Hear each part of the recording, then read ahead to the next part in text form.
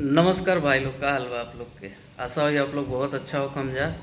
आप लोग के भाई मोनू सिंह एक नया वीडियो में आप लोगों को फिर से भैया हो।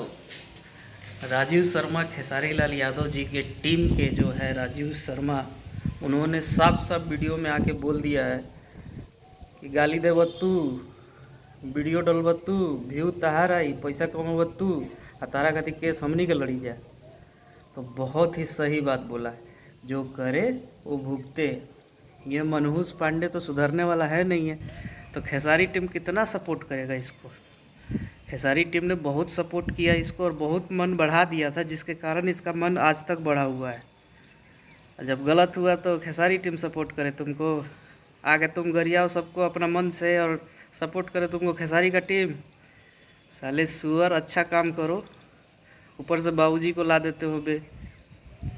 इस सब मैटर में बाबूजी को लाने का क्या ज़रूरत था तुमको। उनसे भी वीडियो बनवा रहे हो, उनका भी इज्जत ख़राब कर रहे हो तुम। दिमाग नाम, सेंस नाम का चीज़ नहीं है, एकदम डिप्रेशन में जा चुका है तुम।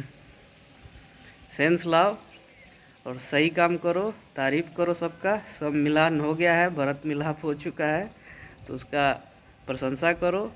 रवि किशन जी का धन्यवाद करो कि उन्होंने फिर से सबको मिलवा दिया एक साथ।